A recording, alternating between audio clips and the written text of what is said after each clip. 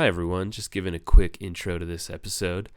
We had a whole Scream episode scheduled with our friend Simon Sager, who was on before, and ended up turning into a long catch up between Simon, Carly, and myself, as we haven't talked in a while. So we didn't record most of the conversation, which just revolved around us catching up.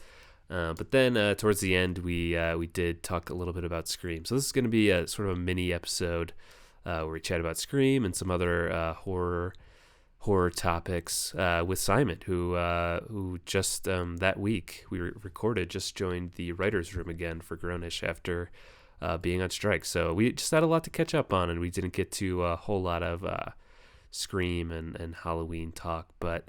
This is what we have, and it's just going to be audio only. We had no mics and just shitty lighting for Zoom call. So, it's a low quality episode technical wise, but high quality guest. And just to give context to the beginning here, because it kind of starts mid convo. I just confronted Simon about his comment that Scream is for the girls and the gays, and the There Will Be Blood episode that we did, where we ended up talking about Scream for a little bit. And of course, as a straight white male, I had to find out where I fit in to the Scream universe. And that's to give you a little context for our conversation in the beginning.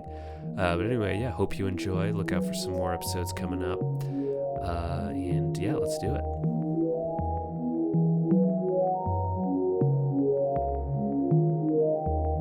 Like that's the power of the Scream franchise, is that it brings, like, it does unite everybody. And like I stand by that in terms of its like content, like the content that it's presenting, is that, like, in the most reductive of senses, like the fun that is had in the Fast and the Furious movies is like so heterosexual and like very straight male, and the fun that is had in the Scream movies is very fruity. That's what I think about the fun. But like, yeah, I think that's the true power of the Scream franchise, is that it does encapsulate like a larger audience than, in an obsessive way. Like, not because obviously Fast and Furious has made more money, but like Fast and Furious doesn't have fans who rewatch it again and again and again and again and again, Yeah. like the Scream franchise does. And so yeah, I think like I have to retract what I said. Not, I mean, partially, like, not that, because it's not that the straight men aren't welcome in the Scream franchise. No, I'm not trying to gatekeep the Scream franchise. Like, we want all in this fandom, and there are many straight men who are more of, bigger fans than I. But it is a safe space for queer people to exist as well, which I appreciate. And the girls, we always love the girls there too. Yeah, it's just funny. There was like around that same time there was another thing that happened with Carly's coworkers. I got Carly into like one of those like Pokemon remasters that are on the Switch. And then I remember Carly was telling her coworker who's gay about it, and he's like, "Oh yeah, that game is for the girls and the gays." And I was like, You're like, can what I?" am I? What am I? No, but I think that is more than anything, John, that is an indication of your character. Because like I feel like at the core, that at its essence, that saying is like it's either toxic or it's not toxic. And if you are a fan of those things, then you're not toxic. You're the kind of straight man that the girls and the gays love. You're for the girls and the gays. Like, that's the thing. That's the thing, John. I am a great person. Absolutely. I mean, I don't deny. I don't deny. I knew you in college. We were friends in college. I never felt threatened by you. Never felt threatened nor hated by you, which is the nice thing in the. I really hated you too. Must have been good at hiding it. You're a great actor. You should be out. You should be in the next Scream Should franchise. be Killers of the Flower Moon too. That's what I should be. I love it. I love it. Yeah, Simon always bringing the positive spin. Yeah. No, but Yeah. I was really reflecting on that. And when you guys asked me that, I was like, oh, I remember saying that to you guys, that was like how I viewed it. And I mean, obviously that's the population I'm a part of. So I know that there are a lot of those people in the fan base, but it was a Oh, reductive thing to totally. say. Yeah. Yeah. No, and I forget. Oh yeah, I just sent this to Carly the other day. There was like because it reminded me of it too. There was some meme I saw that was like, when you say this is for the girls and the gays, can you say it's for the girls, the gays, and like Brandon too, because I also I saw this. I saw this TikTok. Yes, that's exactly it. yeah, That's it, John. You're in that like small select group of not toxic men, no, which is perfect. great. We love that. We love Yeah, that. yeah. I did watch the newest Scream, which I should have asked if you wanted to watch too. Wow. Have you seen any of them, Carly? Yes. Yeah. I've seen the first one. The first one, I watched for the first time all the way through last Halloween season, I think. Yeah. And then I've seen which one was on TV the other day? Scream 4 you've seen like parts of. Yeah, I've seen Yeah. like a good chunk Okay. of it for some reason. But I think one is the only one. And then I always get it confused because growing up, for some reason, me and my friends would always watch the scary movie franchises. Oh, So I sure. like get it confused with if I've seen that or just a scary movie. So yeah.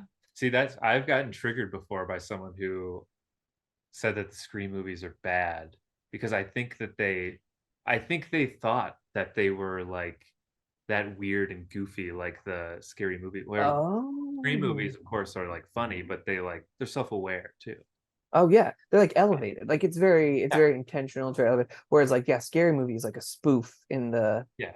and like and I listen. I know a lot of people who love the scary movies too, but like it's not the same kind of cinema. There's just like yeah, it's No, absolutely not. No. I remember being like offended that like you don't get it. It's not they know what they're doing. Mhm. Yeah, it's they do. They know the rules of cinema. In fact, they make the rules of cinema and then they break the rules of cinema. yeah, they make them break. They do. Yeah, that is. I think, and that's I think like one of my favorite things about the Scream franchise is that it's consistently like because the rules are so ingrained in it to make another one that like it's in the DNA that it has to feel fresh and new and unique. So then, in order for there to be a next one, like they have to have found a way for it to be unique and like evolved in some way. And I was like watching. I was really going down a rabbit hole and I watched like a compilation of all the openings for this and it was like that's really struck me like especially seeing them back to back like that I was like oh the first one is masterful of course and nothing can really top like the sensation you feel like watching the first one and then just like it sets the tone so perfectly it's brilliant but like the way that every other one evolves from that and how like each one has to find a way to be new and even like with the two newest ones where like in one of them one of the main characters doesn't die like in the fifth one she's attacked but she doesn't die and then in this most recent one like the killer is revealed at Yeah. the very end of it even though of course there's developments that make that not the case but like those are it's so funny that it's continuing to like find new ways to invent itself I do really like that about it What is it? Dimension? Is that the I yeah see that I'm like I get so excited. Yeah. I think didn't Dimension also do Spy Kids Yes. Totally. Yeah, they definitely. Yeah. and that's how you know Kids, I love. Yeah, Now now I'm ready Carly's to on talk. board. Yeah. as you should be Carly that can be our follow-up is My God. Spy Yeah. Kids. I also love Spy Kids. There's no way to understate my adoration for and for whatever reason we owned the second one on VHS. So Yes. that's the one that I've seen the most. I've Yes. seen that an ungodly amount of times, even though the first one is And superior. in Spy Kids 2, who's the scientist again? Do you remember this? Oh, like who the actor? Yes. I can see his face, but no, I don't remember his name. So he's super famous. He was in The Sopranos. Everyone loves him. He was Tony's cousin. He's like in everything. He's in Broad City. He's older guy. Maybe it was Spy Kids 3 that he was in. No, because I think this was like Steve the island. Buscemi. So that was the first thing I ever saw him in. Duh, yeah. So that was the first thing I ever saw him in. So whenever people would reference him, I'd be like, "Oh, from Spy Kids 2?" And they're like, No. yeah. Also in God, I can't even think of the movie. The Coen Brothers movie that with the dude. Why can I not think of the name? Big Lebowski? Big Lebowski. Yes. Oh yeah, you got that. Yeah. Yes, the dude. Good work. You're hired. Thank you. I do have a Scream question for you. So there's 6 of them, right? Yeah. Did any of them not meet the high bar that you needed from them? But I actually am interested to see what not like an official ranking, but what ones are like the top tier for you and what ones are like I can give you a ranking. I love rankings, and Then rank away. and I have to say the caveat, like they do change. Like my ranking does change depending on like mood and like how whatever if I like see something new in them when I watched them most recently. So like always subject to change. But though, to answer your question first, Carly, and this is the one of my lowest ranking. The only one that I feel like really I like don't. It's not even that I dislike it, but I just like feel like it's at a lower tier is the third one. I Okay. like that one is yeah, I just like don't find it as I don't know, evocative or like interesting with the formula. And it feels like it feels like everything's a little too convenient. Like they just like threw it at the wall and they didn't put in the work to plant the seeds that they wanted to sow in the third movie. Okay. And so that's the one that I'm like, not that, again, like not that I even dislike it. And I love Parker Posey. So anytime she's in anything, I'm like on board. Yeah. But yeah, I definitely would say that's my least favorite one. But then after that, it does get more murky. I'd say like my next least favorite one is probably the fifth one. And like all of these ones I like a lot, but yeah, I don't like them as much. I'd say the fifth one, and then the second one, and then the sixth one. I actually really liked the sixth one, and I feel like I'm a little outnumbered in that. But there were some sequences in the sixth one that like really just got my nerves tingling, like that ladder sequence. John, Oh, you know yeah. what I'm oh my God. Like that one just like and maybe it's recency bias, like it might go down the more I, revisit everything. But I really, really like the sixth one. And I feel like the sixth one was a big improvement over the fifth one as well in terms of like they had like figured out how to use this cast of core characters better. And I think performances were better. Everything just felt like a little more like fine, like fine-tuned. And then my second favorite one is the fourth one. I'm like a fourth apologist. I like the fourth one. I mean, seeing this is a sign that it's for the girls and the gays. Emma Roberts, whoa, what a turn.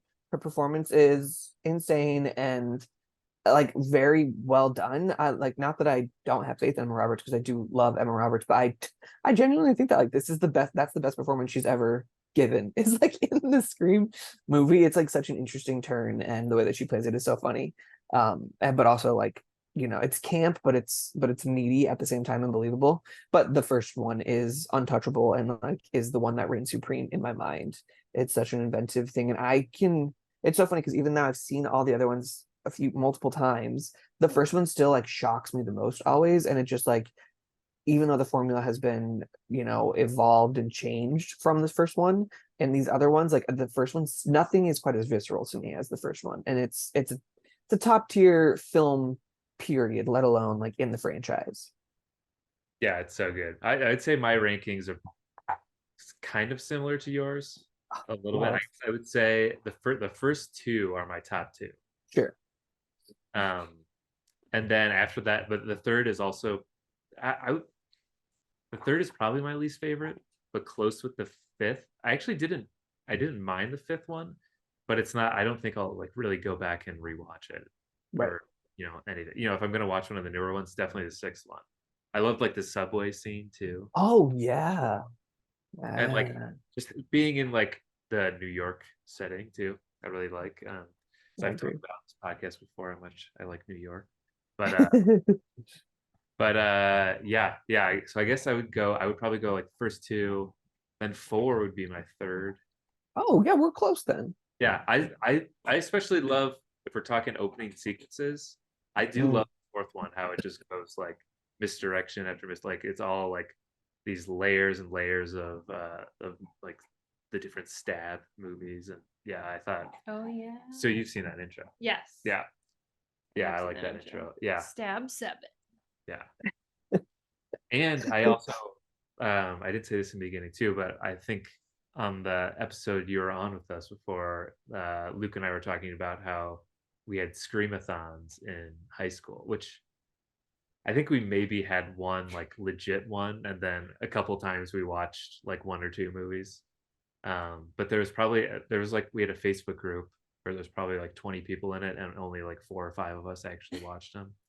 But yeah, those are I just have like those good memories watching the first four with that. And I think the consensus among the group too was that the third was the weakest because I remember it was like getting late and we're like, okay, if we want to get through the fourth one, we might have to like fast forward a little bit through the third one. And I remember doing that a little bit, but It is, yeah. There's something about it, like, yeah. Again, I work in the industry. I love like a gimmick of a movie, love a gimmick of a set, and especially because like a movie is central to the premise of the Scream films in general. Like they always, like I don't. It's not a stretch for them to like for something to take place on a movie set because they've always been playing with the idea of like reality versus fantasy inside this fantasy universe. But for whatever reason, like it just didn't. It was too gimmicky for me, and I the kills are like interesting and fun, but I don't think they're as memorable as the ones from the other. Like this kill that I think I remember the most, even though this isn't my favorite movie, is from the second one, like the sound booth one, where oh my, like it's so good with Galen Dewey. Like that is such a good. It's not even really a kill, I guess, but it's like so good. Like that is such a great sequence. there's so many more like unique kills and stuff in the other ones and like the stronger ones. That three, yeah, doesn't stand out. Yeah, and in that one too, I felt like the reveal was kind of deflating too. I was like, oh, it's that guy and he's her brother, and Yeah, I don't know. I don't know if you'll watch that one either. But Oh, right. maybe you'll forget. Maybe you'll forget. There's yeah, so many, Carly. You Oh, never yeah. know which one, or maybe it was a scary. Maybe he was talking about Scary Movie. yeah, who Yeah, knows? Who knows? Scary Movie 5. Maybe I'm talking within the movie. Yeah. Yeah. Yeah, I totally agree, and that's like I think, and without spoiling anything, Carly, I don't want to ruin anything for you, but I do feel like the common trend also tends to be like the killers, the review of the killers that I don't like as much are the movies that I don't like as much as well. Yeah. Like it's just like that. It does boil down to that, where like if there's a twist and I didn't see the killer coming, I love that movie. Then like it just like it does make it all worth it. Yeah. Which this is a spoiler for Carly, but I think you'd want to know. Okay. The killer revealed in Scream 5 happens to be Simon's picket line buddy, That's true. Which one? Jack Quaid. Jason No, no, no. Sudeikis. It's Jason Sudeikis. Last time. Surprise. Yeah, it's Jack Quaid. Oh, Jack Quaid, nice man, Jack Quaid. Which is, I think, why, well, there's other twists, there's other things that are revealed, I think, that are not as strong in the fifth movie. But I do like I don't mind Jack Quaid as the killer. That one, like, I don't, the other thing is, I feel like one of the weaker reveals, but the Jack Quaid of it, I think is great. And I think that he does play like, it's similar like the Billy Loomis, I guess, in the first one. Like he plays like a nice boyfriend well, and it's you're unsuspected. You're lulled by his genuine sweetness a little bit. Yeah, definitely. Yeah. That's the thing too. It's I think when you rewatch them, you can still like you can see like, oh, okay, I can kind of see how like they're going to be the killer revealed at the end, but I still feel like they're like, I don't know, it's not just like super simplistic and straightforward that you're gonna like, oh, it's totally that guy, like Right. that's the killer, like at the end, like even with the one I just watched last night, I did not see it coming at all that you know who the of the multiple was Yep. going to be. Yeah, that definitely Mm. caught me off guard. Do Exactly. you know the movie that I saw this year that scared me so much? And it was like I only watched it once, and I would love to see it again. And like I did see it in the theaters, maybe that helped. But it was the A24 movie Talk to Me. Have you heard of that movie? I don't even think I've heard of that at all. Oh, No. so it's by these Australian filmmakers who were like are known for their like they made shorts on YouTube first, and this was like their debut. So it's like it's like it was pretty under the radar, and it's very indie, and it's like the cast is all unknown people who the directors were very specific about wanting in their film. But it scared me so much because it felt so real, and it's not the kind of horror that Scream is. Scream is like self-aware, funny, like it's spooky, it's scary, but it's thrilling, but it's not like genuine terror. You know what I mean? Like I'm watching a movie and I know that. Talk to Me, like the way that it builds, and it's like its premise feels so reachable. It feels so like achievable that I was like, oh god, like this could be happening right now. And I felt like it really used like it almost used like the idea of TikTok very well. And like the basic premise is essentially that like there's this ceramic hand that when you like touch it, you like hold it, you like invite a demon to come, and you like say, yeah, you say like, talk to me, and then it sits across from you and you talk to it, and then you like let it inside. You have to say like, I let you in, and then you let it possess you.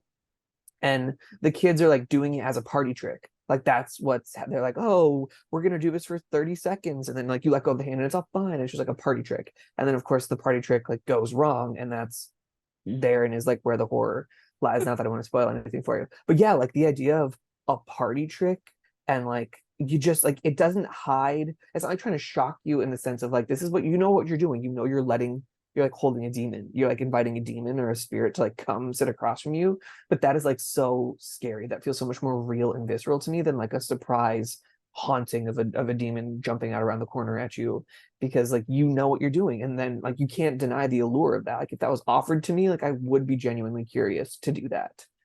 Yeah, right. It's very scary. Okay, well, I added that to my list. That sounds really good. It Yeah. it is very good, yeah, and the lead performance in it is also very good. She's like a relatively unknown, I should say, relative newcomer, who was like the directors were like very specific, like we need it to be her. We know we like her. We know she is a great actress, and she's very, very, very good in it.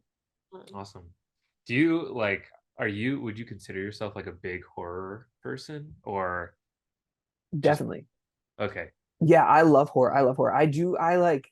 Yeah, and that, like growing up, my like the cousin who I live with, she and I were like our big horror buffs together. Like that's always been part of our like what we've done together is like we love to watch scary movies together. So I have like it's very nostalgic for me. Horror is, and then yeah, as I've gotten like more and more into film, I become more of like a scholar of it. But I do feel like there are some like big blind, not so much maybe anymore, but I always used to feel like there were a lot of blind spots. Like I would watch current horror, but I hadn't watched like the classics. But now I've seen, The Exorcist and Rosemary's Baby, like all those big ones that are and Psycho, as you guys saw, that are like that I love as well. So now I'd say I'm more of a scholar of it, and I really love horror.